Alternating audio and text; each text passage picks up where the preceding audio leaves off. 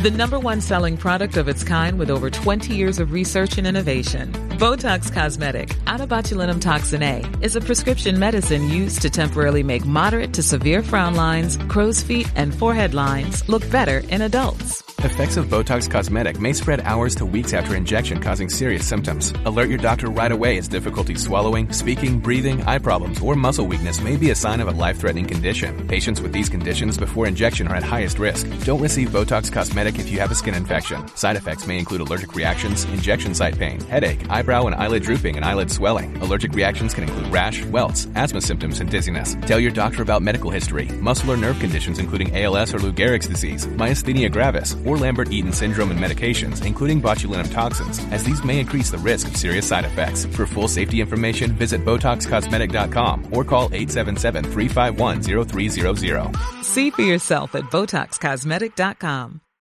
Running a business comes with a lot of what-ifs. But luckily, there's a simple answer to them. Shopify. It's the commerce platform behind millions of businesses, including Thrive Cosmetics and Momofuku. And it'll help you with everything you need. From website design and marketing to boosting sales and expanding operations, Shopify can get the job done and make your dream a reality. Turn those what-ifs into... Sign up for your $1 per month trial at shopify.com/special offer. This series contains adult language and descriptions of graphic violence. Listener discretion is advised.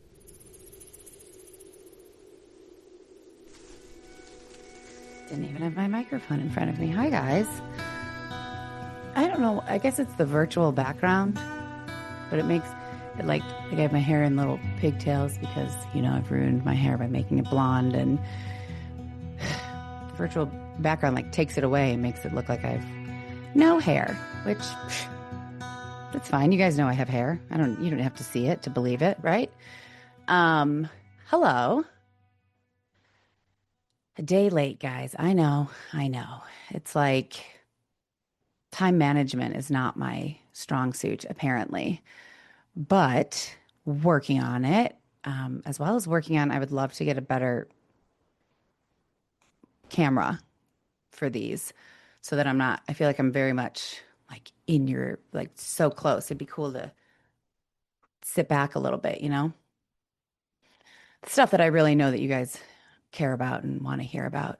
So I've already screwed this up because I didn't start with our cold open, but I forgot. And this podcast is nothing if not very real and relatable because I am not polished. So let's do the cold open right now. Let's jump into it right now. She stepped off a plane just after midnight, texted her family that she'd landed safely, and disappeared less than an hour later. No signs of a struggle, no calls for help, just a college student, a late-night rideshare, and a park bench that would never give her back. This is the story of Mackenzie Lueck and the stranger she thought she could trust. If you're watching, you just saw me remove the cat. Let's see how this... I keep trying to, I want to be able to turn the webcam to show you, the cat or the dogs or things that are happening around me, and this camera doesn't really operate like that. It's not great. The cat is constantly in my way when I'm recording, though, at my desk, because I made the mistake of, and don't worry, we're not getting into too much personal stuff. We're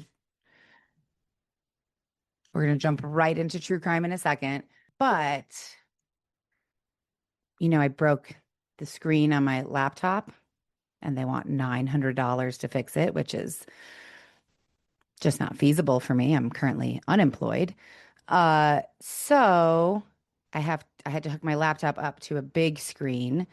If you're new, you don't know this. If you've been here a while or you're on Patreon, you know this, which means that it really limits what I am able to do. The webcam has to go on top of the big screen.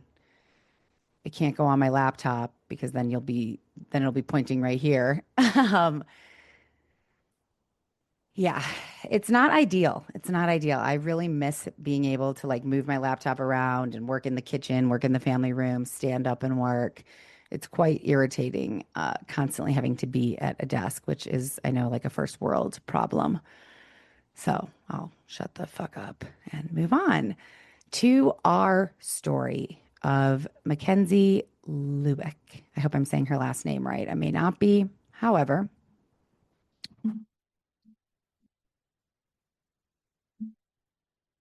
my microphone stand is also like not tall enough, I feel like. So you're welcome for all the complaining starting off this episode like that. No problem, guys. I know that's what you wanted to hear on this Wednesday. We're going to fly right by all of this and move on to talking about Mackenzie. And her story takes place in Salt Lake City. So brief info on Salt Lake, brief sense of place here. Salt Lake City is the kind of place that sneaks up on you. It's clean, quiet, surrounded by snow-capped mountains that feel more like a postcard than real life. That is true. It's the kind of city where people say hello at the grocery store, where church is big, brunch is bigger, and nothing feels particularly dangerous, at least on the surface. About 200,000 people live in Salt Lake. It blends small town vibes with just enough city life to keep things interesting. There is a downtown area full of glass buildings and tech startups, lots of hiking trails that start right at the edge of campus, and a skyline that looks like someone photoshopped a ski resort into a desert. At the heart of all of this is the University of Utah, a sprawling campus tucked into the foothills above the city.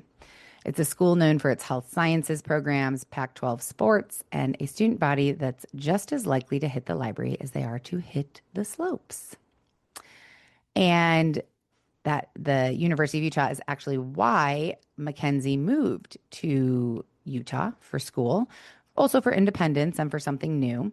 She lived just off campus in typical college apartment, took classes in, well, I'm going to tell you about what she took classes in a second.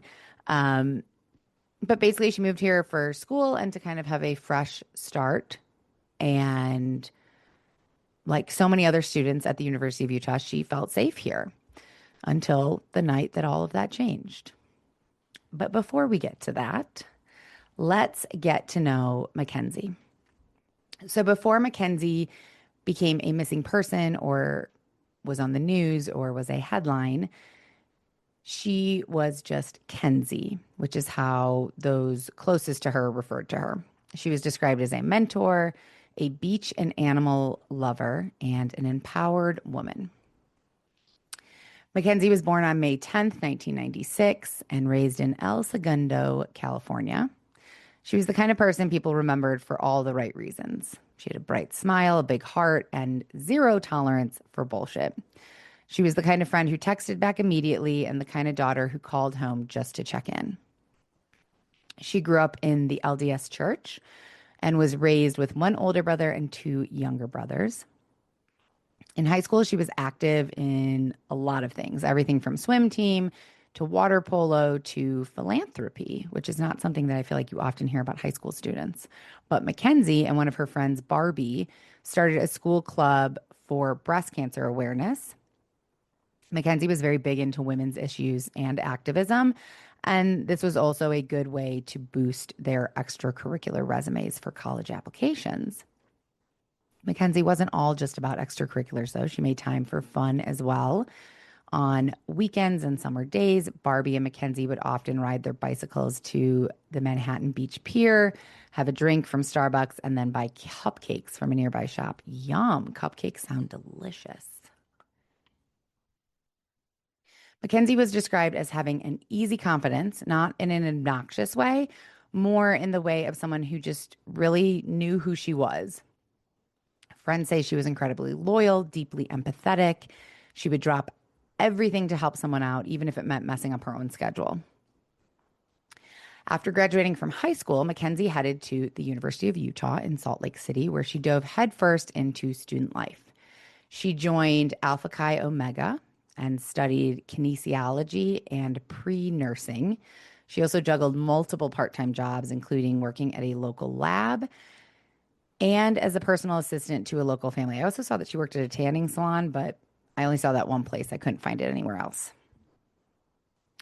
Being a member of Alpha Chi Omega took up actually a lot of her time. Besides the mandate that all members maintained a 2.5 GPA or above, the sorority also required all members to attend a certain number of social events and participate in philanthropic work with a focus on domestic violence awareness and prevention. So Mackenzie wasn't a total party girl, but she also wasn't like a shut-in either. She was appropriately social, I guess you could say. Like she was social, but she didn't let it take away from her responsibilities. She was independent. She was kind. She was, I saw one article describe her as the kind of woman who would send actual thank you cards, like handwritten thank you notes, which I love. Love a handwritten, it doesn't have to be a thank you note, but just love a handwritten card.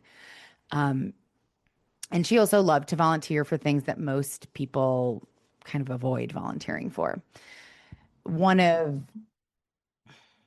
of Mackenzie's sorority sisters, Kennedy Stoner, said, she's like a nurturer. She's almost a mother to me. She's one of those people who's always cooking for you. She wants to make sure you're getting fed. She wants to make sure if you need a drink that you have a drink.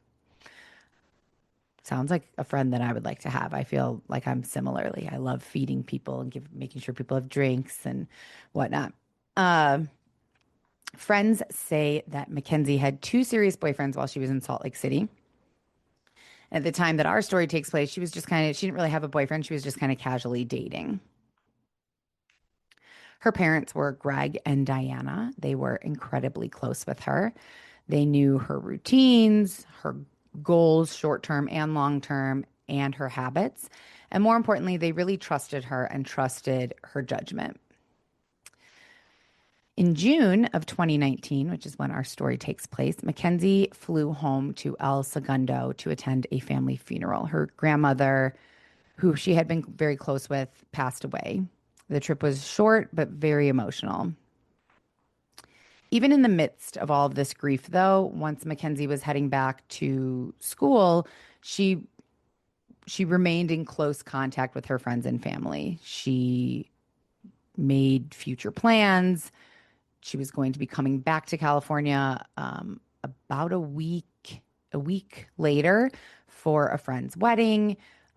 When she got on her way, like left El Segundo, went to the airport and was heading back to Utah, she was in constant communication, which was really common of her and her relationship with her parents, at least. I also assume with her friends, but she was, like I said earlier, she was the type of person who was texting updates. Like, I'm that person.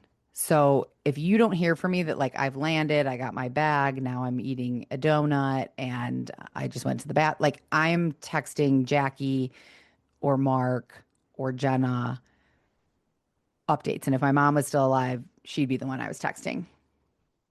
But someone like Jenna, so like if you just didn't hear from me, that would be weird. But someone like Jenna, she could travel across the world and it wouldn't be weird if I didn't get like an update from her regularly. That would actually be kind of normal. So just to kind of paint that picture and give contrast to that, Mackenzie was definitely more like me, or I was more like Mackenzie, whichever way you want to look at it. So now that we have a sense of Mackenzie and who she was, let's hop into her story here. In the early morning hours of June 17th, 2019, Mackenzie Lueck landed at Salt Lake City International Airport after her trip home to California for her grandmother's funeral. She took a red eye, so she got in and she texted her mom around 2 a.m., letting her know that she'd arrived safely. Mackenzie then walked to baggage claim, picked up her luggage, ordered a Lyft, and headed outside. At 2:42 a.m., she climbed into the backseat of her Lyft, having no idea that this would be the last time that anyone would ever see her again. So by the next morning, which is June, she got in very, very early morning of June 17th. We're now to the next day, June 18th, and Mackenzie's mom still hasn't heard from her. At first, this didn't cause a ton of panic. It was, her mom like noted it, like, weird. But it wasn't full blown panic. It was just kind of like a nagging feeling that, like, that's strange, but maybe she was really tired. Maybe she's catching up with friends, like not that big of a deal. The day goes on. Her mom texts, "How was the flight? How are you doing?" Checking in, not getting any response. Mom's calling. At first, the calls are going through, I think, but then pretty quickly they were just going right to voicemail, indicating that Mackenzie's phone is off. Texts stopped going through. You know how, at least with iPhone, it's blue for most people. iPhone to iPhone, it's blue. iPhone to a Android, it's green.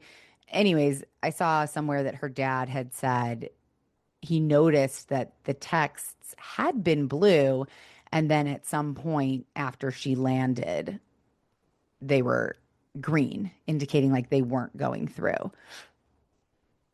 Her friends hadn't actually seen her or heard from her. She didn't post anything on social media, which was odd. Still, no one wanted to panic just yet. Like maybe she just crashed. Maybe she went and saw a friend that wasn't one of her typical friends. Maybe she just needed some space. She was grieving her grandmother. It had been an emotional time,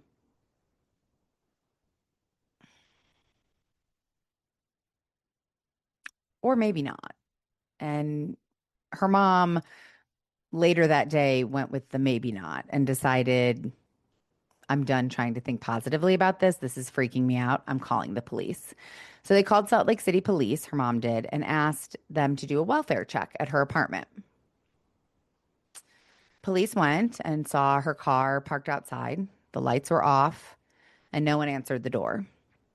It all felt a little odd, but there was nothing, there was no like signs of a break in, there was no signs of distress. So it felt odd, but there was no indication that that anything was necessarily wrong.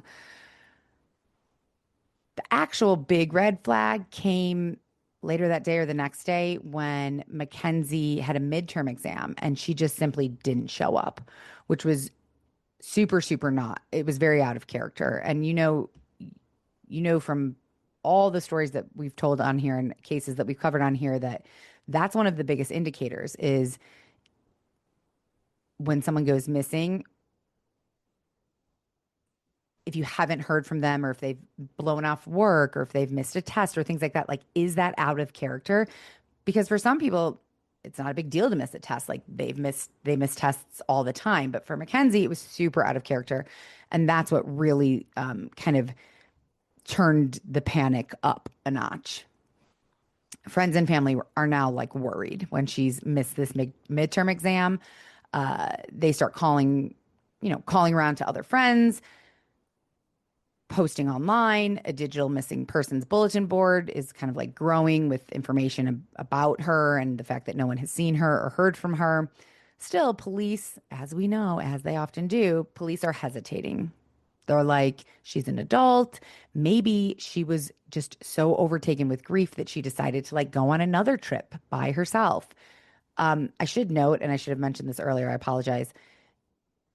There is a ton of surveillance footage of her in the airport, landing from her flight, texting on her phone, getting her luggage, and then going outside.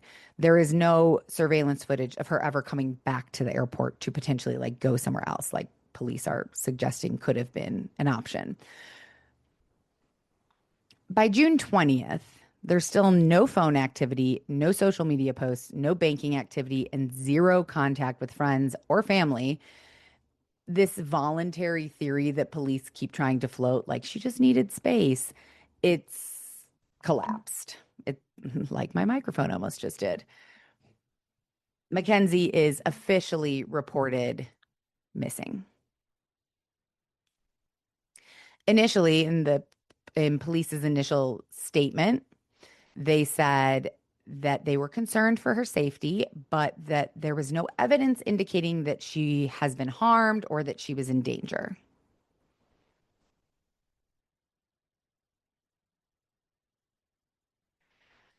But when she didn't show up to work And then also on June 23rd, missed that flight that she had booked to fly back to California for her friend's wedding. That concern, the police's concern heightened. Like her friends and family's concern is heightened already.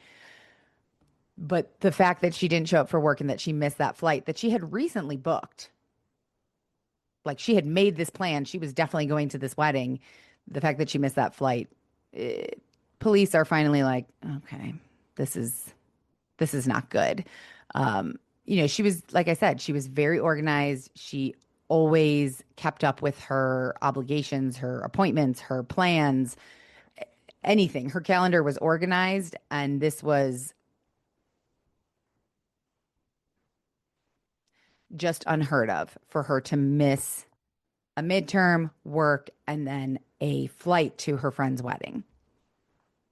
So once the detectives started taking the case seriously, the first thing that they did is what you might expect them to do. They checked and looked into her phone records. And what they found was a little bit concerning. The digital trail on her phone showed that she had been texting someone in the hours before she supposedly vanished. Someone named Eula Ajahi. And we're going to call this person AJ for the rest of the podcast because I'm fairly certain I mispronounced that. And I'm not going to do that for the whole time. So he was 31 years old. They could see from the records that these two had connected online. It looked like on some type of dating service. Nothing too alarming on the surface. After all, dating apps is how half of the world meets these days. But this AJ wasn't just like one of the random people that she had been talking to on the app. He was the last person that she had spoken to, period, before she went offline and vanished. And as they kept digging, some pieces started to kind of fall into place, and pieces that they didn't love. So Mackenzie had texted AJ just before 3 a.m. that morning that she disappeared. Now remember, she got into a Lyft at 2:42. So about 20 minutes later, she texted AJ, and AJ's phone, they were able to pull and find, it pinged in the same area as her phone at the same time, around 3 a.m. And that location was a place called Hatch Park, a quiet suburban park in North Salt Lake, which was weird. Like, she just got home from her grandmother's funeral. She didn't go home from the airport. It's the middle of the night. It's 2 o'clock in the morning when she's at the airport, or 2:30 when she's getting in the lift. She didn't go home. She didn't go to a friend's house. She went to a random dark park that was about 20 minutes away from her house. And she didn't even go home, get her car, and then go to the park. She had a Lyft take her to the park. It seemed like a weird place to go after a red-eye flight, after your grandmother's funeral, unless you have a very specific plan or you're very specifically meeting somebody there. So detectives, the next natural thing to do, they got in touch with her Lyft driver because, of course they're going to get in touch with her Lyft driver, especially because right around this time, this was in 2019, there was a bunch of kind of horror stories about rideshare horror stories. A few months earlier, there had been the story in the news of Samantha Josephson, a college student in South Carolina, who got into what she thought was her Uber. Turns out it wasn't, and she was found later murdered. And not long before that, an Uber driver here in Arizona, this is kind of the reverse situation because it was the Uber driver who was attacked, but the Uber driver had their throat slashed by a passenger. So rideshare horror stories are always around, and they were very prominent around this time. So that police were kind of instantly like, well, we have a young college girl who's disappeared. She took a Lyft in the middle of the night. Uh-oh. So they find the Lyft driver, and he actually checked out completely. Thanks to the Lyft app, police were able to pull all of the data, pull all his entire route. They could see where he was before he was picking her up, the path that he took to get to the airport, the path that he took from the airport. and exactly where and when he dropped her off. And all that data matched exactly what he said. He confirmed he picked Mackenzie up at the airport, and he described the ride as completely normal. He said that Mackenzie sat quietly in the back. She was texting on her phone. She didn't seem nervous or bothered, or just like nothing seemed off. It was just completely, obviously the Lyft driver didn't know her, but I would imagine being a Lyft driver, you become accustomed to reading people. And he said she seemed just like perfectly fine. And he said, she wasn't headed home. She directed the driver to Hatch Park, which he did think was weird at that hour of night, but figured, it's none of my business. And he didn't ask any questions. He just took her to the park and dropped her off at 2:59 a.m. She exited the lift and calmly walked directly over to a dark SUV that was already there at the park in the parking lot, waiting for her, presumably. There was no hesitation, no second guessing. She got out of the lift, walked to the SUV, got into the SUV, and the SUV drove off. And that was it. As far as the Lyft driver knew, that was it. It was also discovered that right when she got into that SUV, got out of the lift, got into the SUV. How many times can I say SUV here? Her phone was powered off at that exact moment, never to be turned on again. So the Lyft driver's a dead end. Police decide to start looking into the last person that Mackenzie was messaging, which was AJ. And they discovered that Mackenzie wasn't the first woman that he'd arranged to meet up with through a dating app. And I don't mean on this night or early morning of the 17th. I just mean in general. He was active on dating apps. He had met with other women. And this seemed like maybe some of these other women could provide some pertinent information, which some of them could, like Sarah. She had met AJ a few months before Mackenzie disappeared. Similar story, just a different timeline. Sarah and AJ had matched on a dating app and had arranged to meet for lunch, a casual first date. They had chatted online for a few days and thought, let's meet in person. Nothing about it seemed off or weird at all to Sarah, at least not at first. AJ's messages were friendly. He looked normal in his photos. He said all the right things. He used to be in the army. Now he's working in IT, looking to meet someone, settle down. The kind of stuff that generally would put you at ease, I would think. I mean, would put me at ease. Sounds like pretty normal. So Sarah arrived at the restaurant first, and she checked her phone, saw a message from him where he said, I'm on a conference call, running a few minutes late. Okay. She thought, fair enough. Annoying, maybe, but not concerning.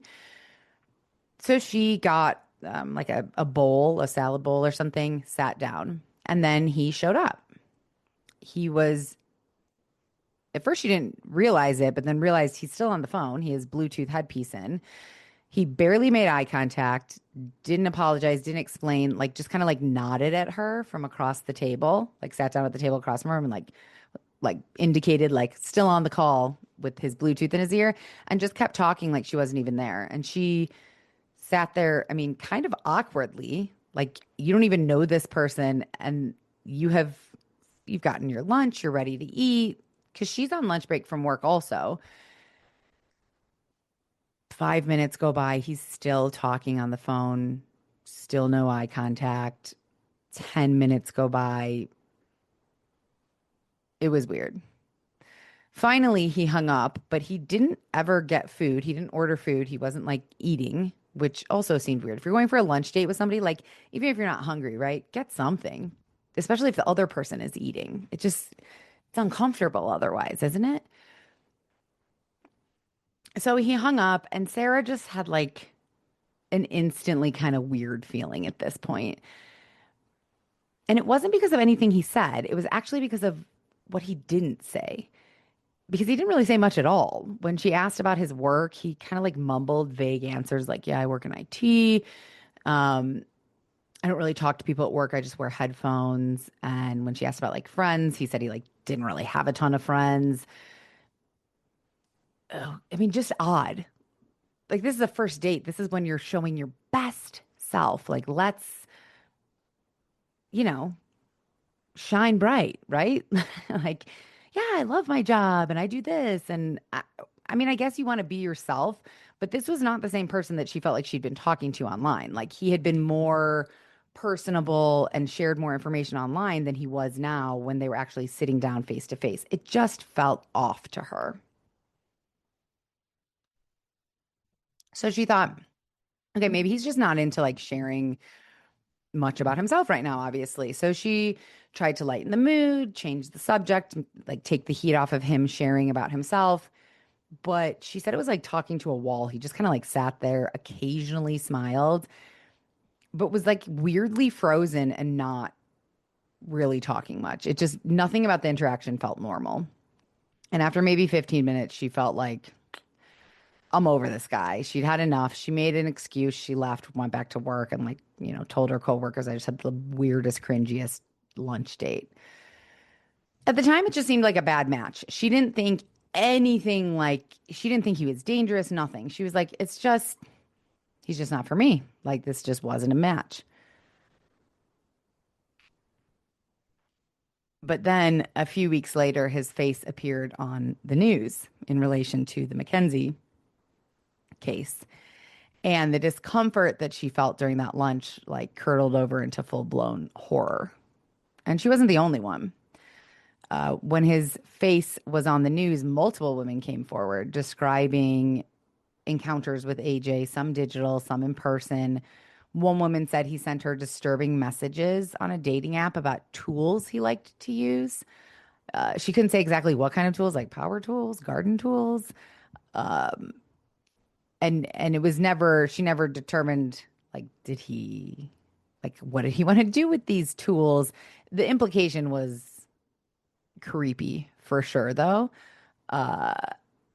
She didn't like it and she stopped talking to him immediately. Another woman recalled that he was talking to her on the dating app, but he was talking about torture, like torture porn. Some of these women who came forward were also part of a private Facebook group. They all began comparing notes, and it became abundantly clear that AJ wasn't just an awkward dude. He was a potentially dangerous dude. So police obviously want to talk to him because he's the last person to have talked to Mackenzie. So during his initial interview with police, he did admit to texting with Mackenzie on June 16th. That's the day before she flew back to Utah, around 6 p.m. But he insisted that was the last time they ever communicated. He said they'd never met in person. And he claimed he didn't even know what she looked like, which, okay, bold strategy, AJ. Like, you work in IT. You do know that police are going to go through your cell phone. Like, he had to know that police are going to go through his cell phone data at this point. It just seemed like a weird, like, hill to die on there. I don't even know what she looks like. You met on a dating app. Like, you do know what she looks like. That's obvious. And as we know, police found that AJ's phone pinged at Hatch Park at the exact time that Mackenzie was dropped off there, at the exact time that her phone then shut off for good. They also went on to discover that both of their phones, Mackenzie's and AJ's phone, pinged at his house about 8 minutes after they pinged at the park. And on top of that, they found a picture of Mackenzie in AJ's possessions, but we will get to that in a minute. So no, he hadn't like forgotten her face. He didn't like not know what she looked like. And even when police talked to Mackenzie's friends were like, yeah, we know about AJ. Like some of them had heard her talk about AJ. So this wasn't a vague, like one-off conversation that they had just had on a dating app and that was it. They were acquainted well enough that he had a picture of her. They had texted multiple times. Her phone pinged. Well, her phone didn't ping at his house. His phone pinged at his house. Sorry, I misspoke. Because remember, her phone got turned off right when she got into the SUV at the park. So her phone couldn't have pinged at his house. Either way, it was very clear that AJ was lying about how well he knew Mackenzie. And this was a big red flag for police. It was one of the key reasons that investigators were able to secure a search warrant for his home, which they did by June 26th. They had enough circumstantial evidence to secure a search warrant for his home. And once they had that, it did not take long for the horror to escalate.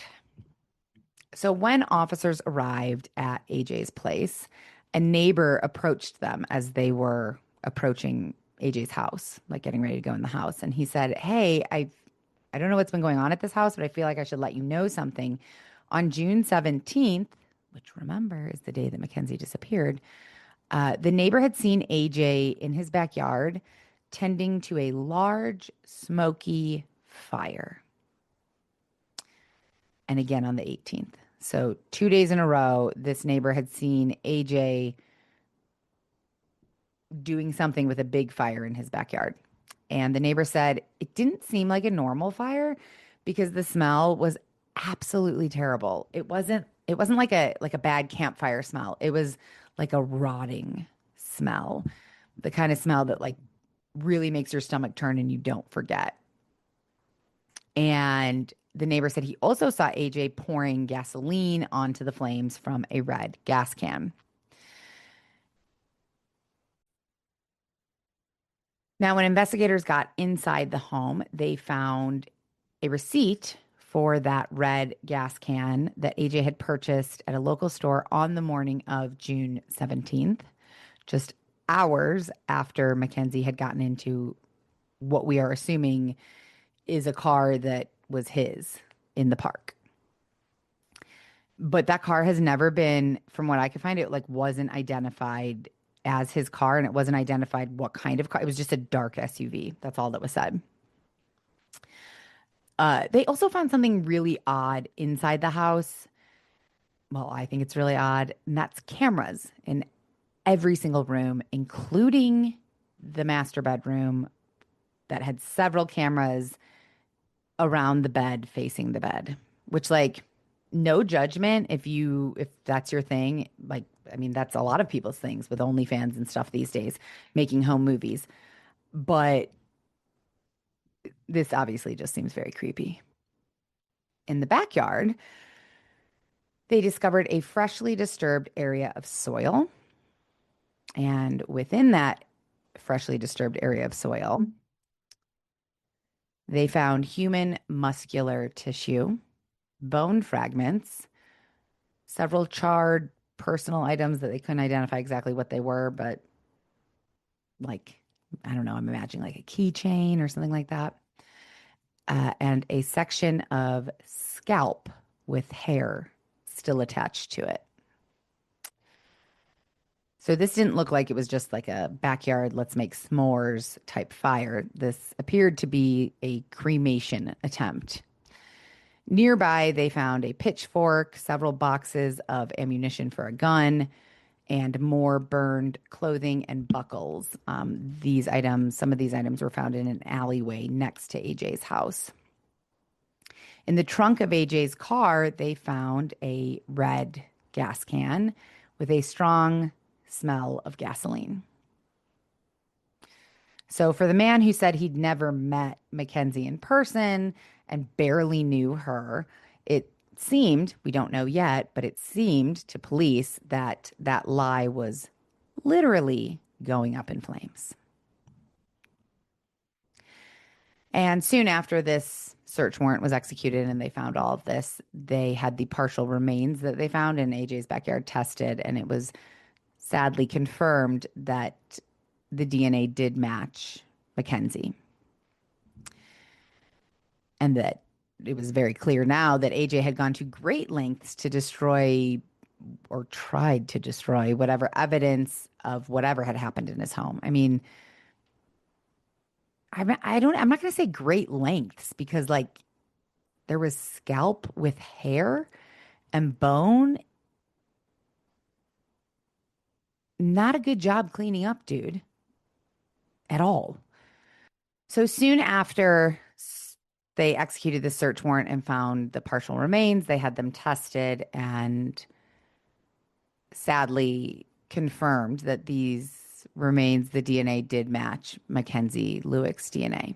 So the muscular tissue and the scalp with hair did belong to Mackenzie. And with evidence mounting, burned human tissue, personal belongings, the phone pings, the gas can, and a lie, like the lies that AJ had been telling that he like didn't really know Mackenzie. Obviously he did, because part of her is in your backyard.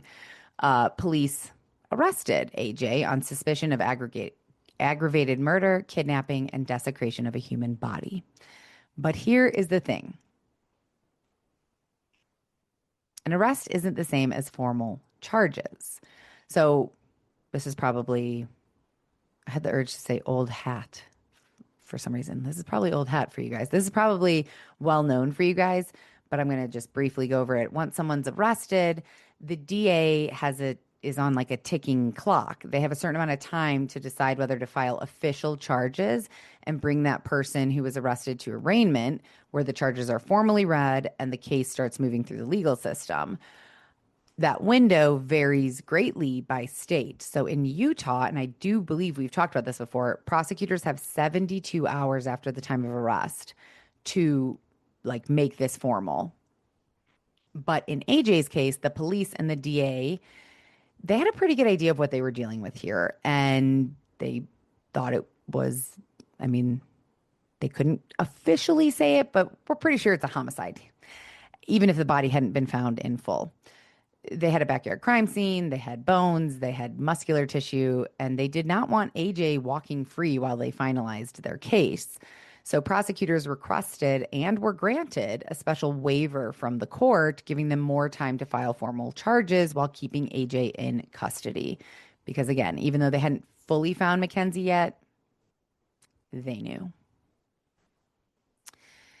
And as disturbing as all of this so far has been, it was still not the only horror to be uncovered. So once the news broke about AJ's arrest, tips began pouring in. More women who had matched with him online and either had in-person experiences or weird interactions with him, either digitally or in person. People that he worked with called in tips. People were calling in tips like basically saying this guy is a weirdo. I had this experience with, like, it makes sense that he did this, pretty much. One tip was very specific and came from a Utah construction contractor named Brian Wolf. Months before Mackenzie had vanished, AJ had contacted Wolf about a renovation project, but not a kitchen remodel or a bathroom update. No, AJ wanted to build something else. A soundproof room in the basement with hooks embedded high up on the concrete wall and a fingerprint activated lock outside the room. Wow. When the contractor Wolf said, "What the hell is all of this for?" Because, you know, like most normal people don't need like an industrial style dungeon in their house, AJ said, "Oh, I just want to be able to like blast my music really loud, and I just want to have a place to hide alcohol from my Mormon girlfriend."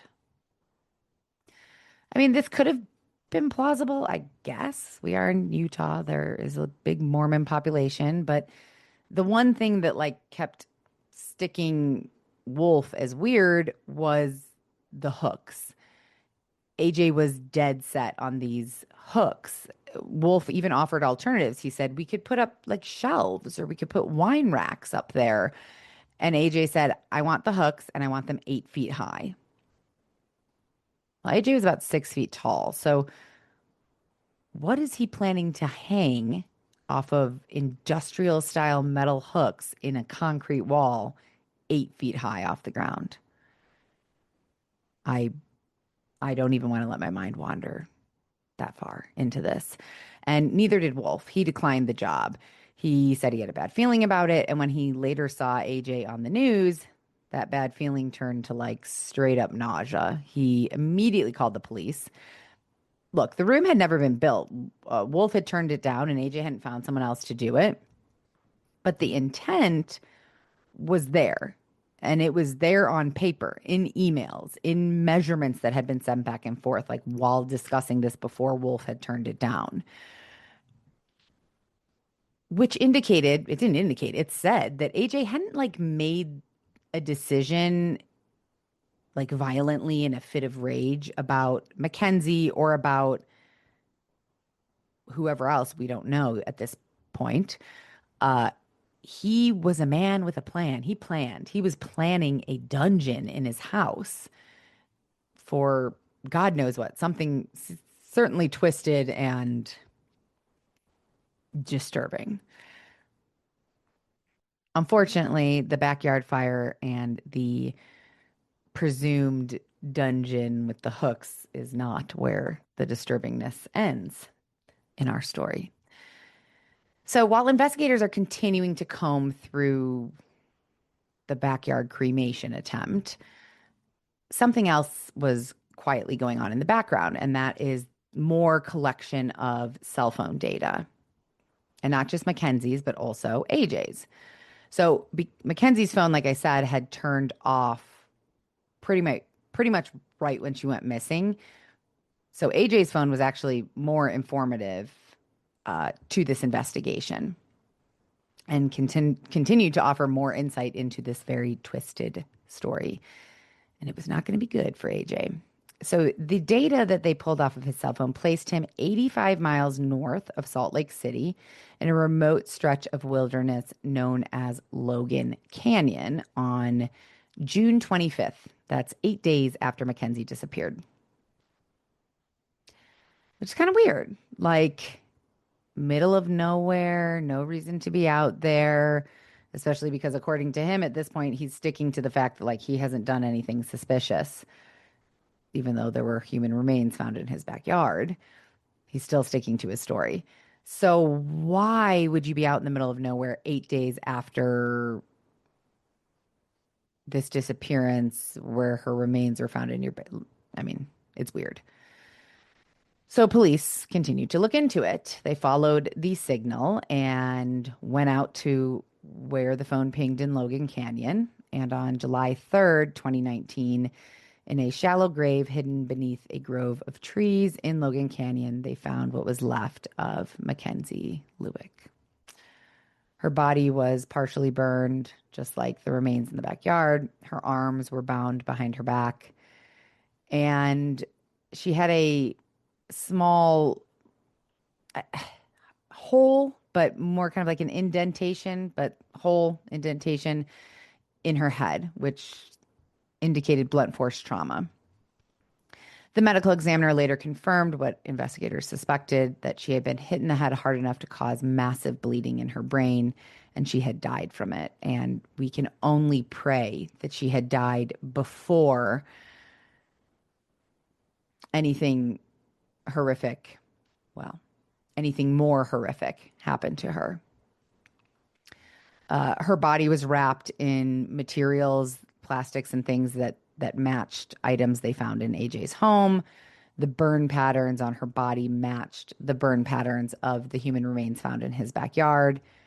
And the DNA, of course, confirmed the identity. This was not an accident. This did not even seem like it was a heat of the moment type thing. This seemed very premeditated and pre-planned.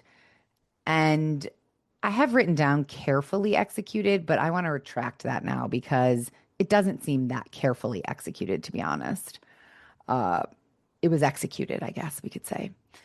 And soon AJ wouldn't be able to really deny that anymore.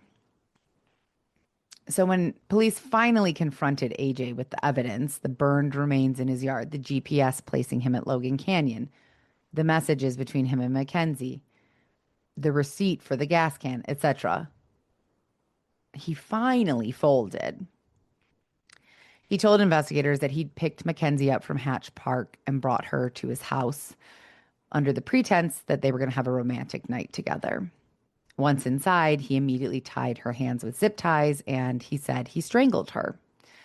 He said that he then stored her body in the basement overnight, brought her into the yard the next day, and tried to burn her body using gasoline and wood. When that didn't work, he gathered up what was left of the remains. He drove north and buried her in a shallow grave. But here's the thing. We know that's not how she died because according to the medical examiner, she suffered blunt force trauma to the left side of her skull, which caused massive bleeding, and this was the official cause of death.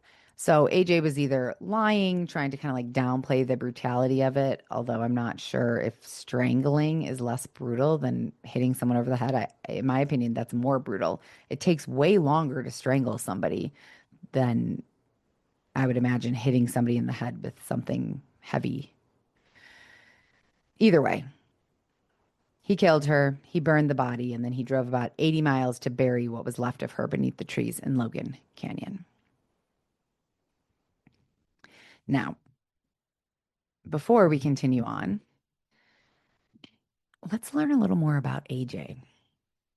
Because long before the investigation wound its way into Logan Canyon or the backyard remains, the real story with AJ started with, well, when he was born, but we're not going to go back that far. It started with a book. AJ self-published a novel I think it was about a year before Mackenzie disappeared. It was called Forge, Forge, Forge Identity. It was briefly available on Amazon before it was pulled after his arrest.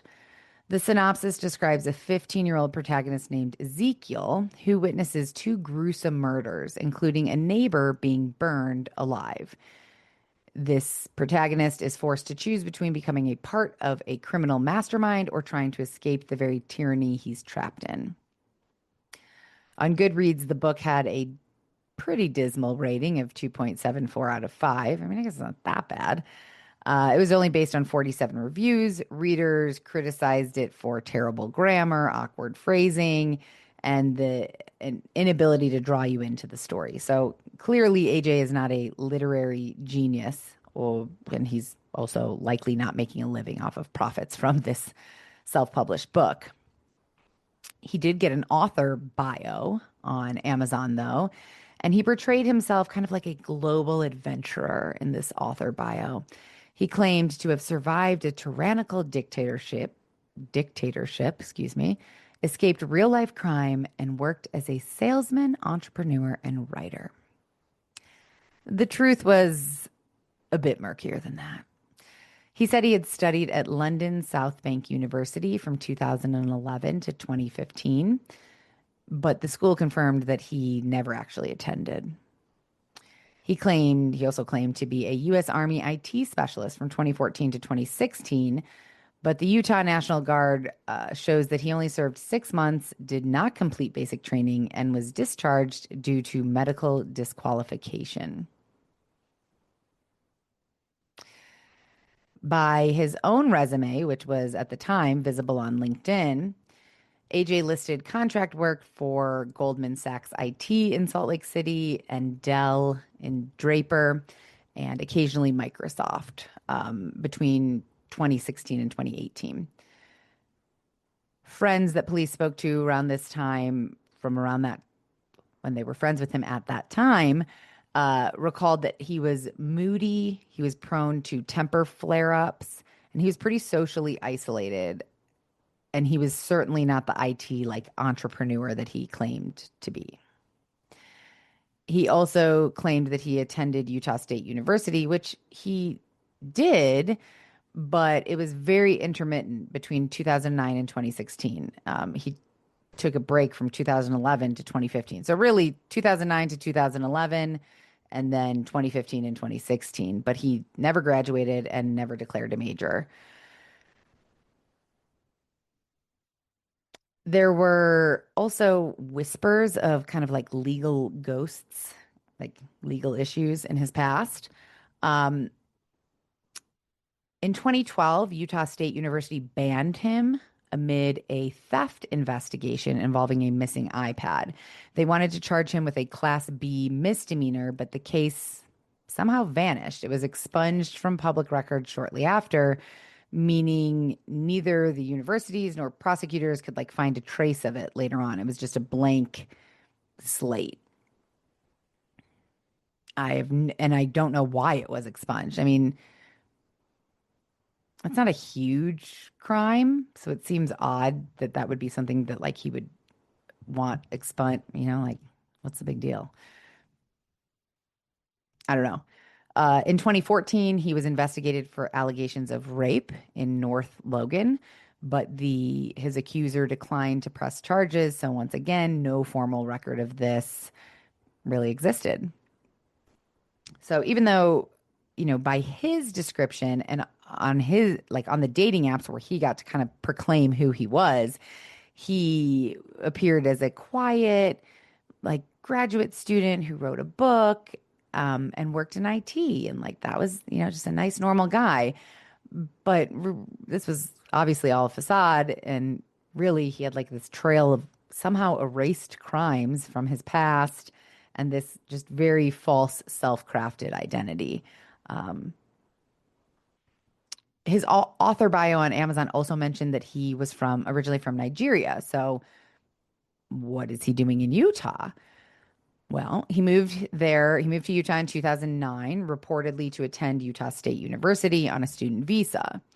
Not long after he arrived, he was baptized into the Church of Jesus Christ of Latter-day Saints, and the man who helped him convert was a missionary named Logan Dill, who later did give an interview reflecting on his experiences with AJ. According to Dill, AJ was incredibly eager to learn about the LDS Church. Dill said it was just a really cool experience. He soaked everything up. He found instant friends. And Dill remembered AJ as joyful and funny and someone who seemed to make everyone around him feel at ease. He joked a lot, smiled a lot, and didn't raise any red flags, which is terrifying, honestly, because the deeper the deeper we got into this case, it's very clear that this wasn't like a spontaneous act of violence with Mackenzie. This is some deep-seated shit inside of this guy that had been trying to claw its way out in different ways over the years. So the fact that he can join a church and everyone, I'm sorry. In my head, I had something very snarky to say about churches, and I'm not going to do that because I know a lot of our listeners, a lot of my friends all belong to and go to churches, not necessarily Church of Latter-day Saints, but so I'm not going to say that. I am going to say it is scary, the masks that people can put on and fool you with.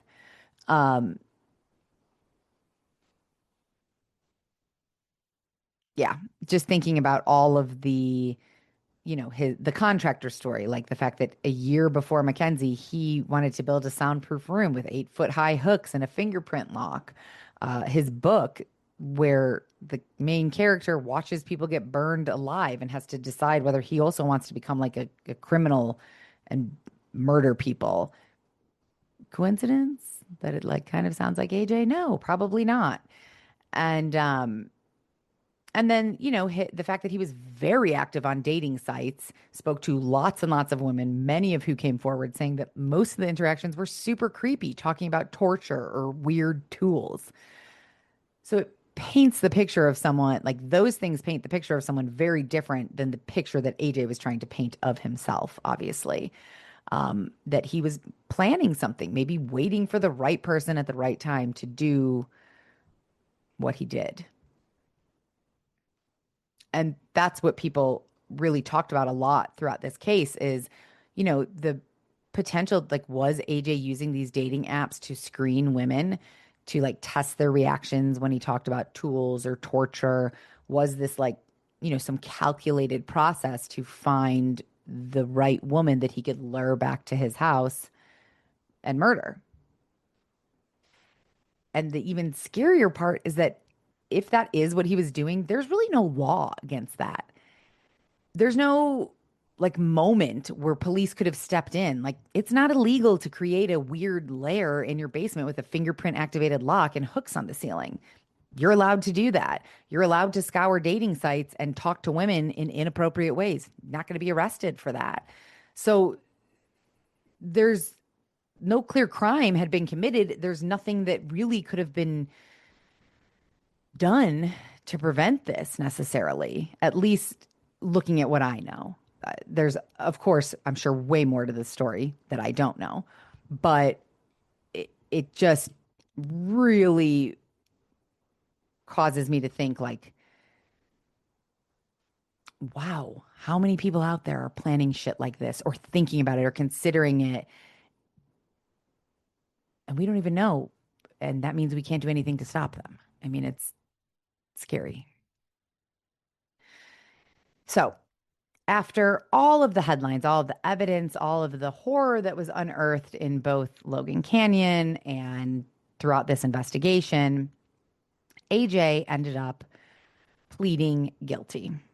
In October of 2020, more than a year after Mackenzie's disappearance, he entered a plea deal to avoid the death penalty. He admitted to aggravated murder, kidnapping, and the desecration of a human body. He also pled guilty to a separate sexual assault case from 2018. A woman who came forward after his arrest saying that he had raped her after meeting online. The case had been pretty silent until Mackenzie's story came out, and this woman felt brave enough then to come forward. At his sentencing hearing, Mackenzie's parents, Greg and Diana, were there and spoke directly to AJ. Greg looked him dead in the eye and said, "You brutally murdered my daughter. For what? To fulfill a sick desire? We trusted that she was safe out there, and you destroyed that." Diana followed with a statement that said, "You are a monster. I hope you never see the outside of a prison wall again." And he probably won't, because AJ was sentenced to life in prison without the possibility of parole.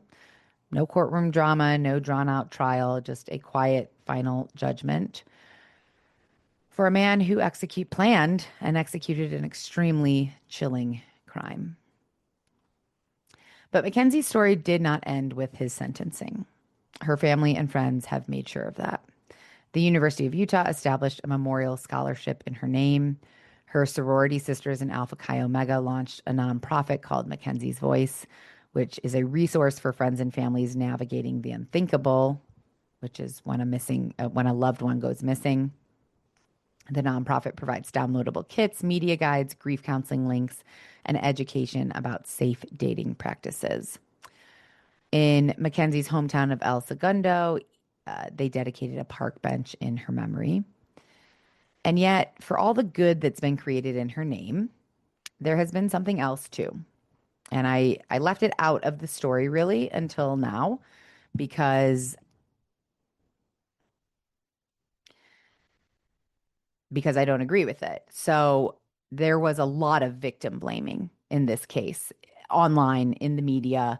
People online speculated, and I believe I did find an article that came out way after the fact of all of this that does seem to confirm this speculation. There was a lot of online speculation that Mackenzie had been involved in a sugar daddy arrangement website called Seeking Arrangements. I believe that is where AJ and Mackenzie actually met. But that doesn't matter. It doesn't justify anything that happened.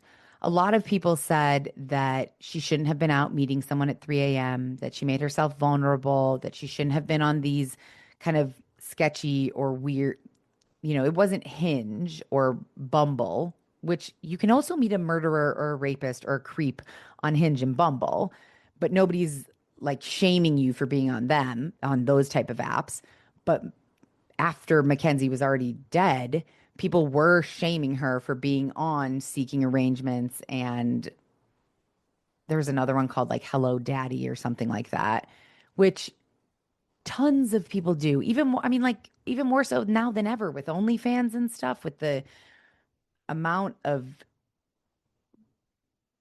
dating and sexual interactions that are organized and occur online and on apps. I think it's more likely to find someone who's doing that than someone who isn't. Okay, I actually don't know anyone who's doing that, but if I did, it wouldn't justify them being attacked, assaulted, raped, killed, none of it. So I just want to be very crystal clear here that Mackenzie didn't do anything wrong.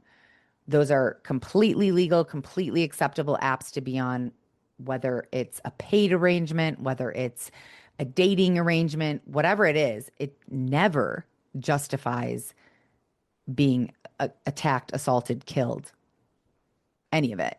She was a 23-year-old who made the choice that millions of people make every day. She chose to trust someone that she had met online. She believed that it was safe, that he was safe, and she had every right to expect that she would go home safely that night after meeting him or the next morning, whatever. The only person responsible for her death is the man who killed her. Mackenzie's story is a tragic one, and it is also a reminder that sometimes predators don't look like monsters. Sometimes they wear smiles, join churches, go to classes at college, publish books.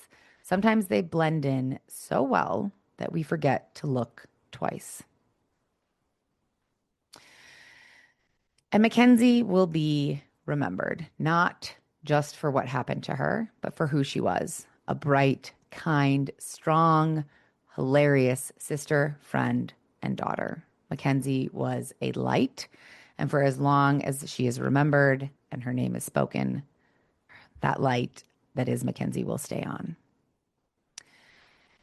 And that is it for today's episode, guys. As always, thoughts and prayers go out to all of Mackenzie's friends and family.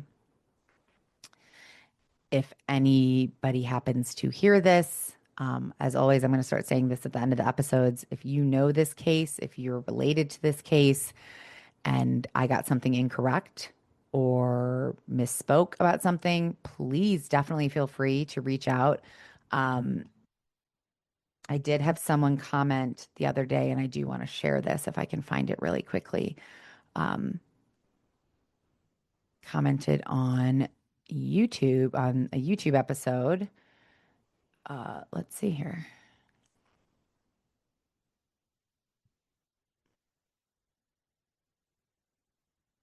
Wow.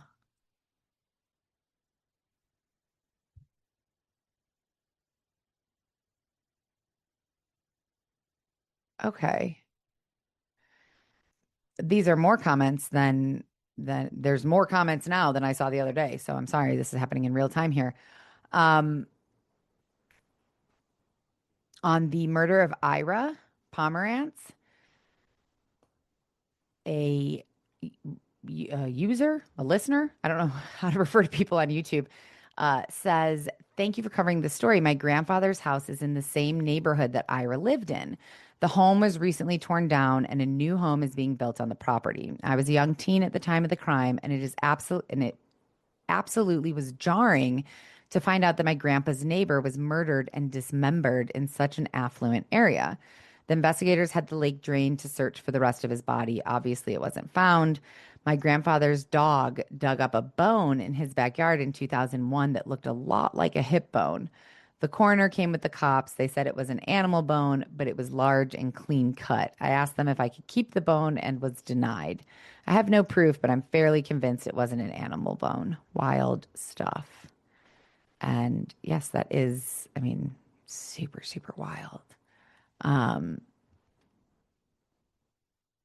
responded to her and asked if I could share this comment. And she said, "Yeah, share away. It's such an interesting and horrible case. My cousins and I were talking about it last week, and then your video popped up," which is just more proof that our computers are listening to us. But thank you, Megan S. I get Megan Smeals. I mean, that's just her name on YouTube. But thank you for listening, watching, and sharing. It's really, tragic, but also fascinating to hear people's connections to some of these stories. And so now I see another comment. Ooh, episode 68 was a long time ago. The murder of Jared Whaley. This person says Shane Johnson attempted to get clemency around 2020, but was denied in 2024. Shane Johnson and Shane Myers were both paroled after serving the minimum sentence of 20 years. Only Matthew Baker remains in prison. That's right. I do remember this case. The group of boys, I think this took place in Vegas, as episode 68. And then let's see, on Brandy, the most recent episode here.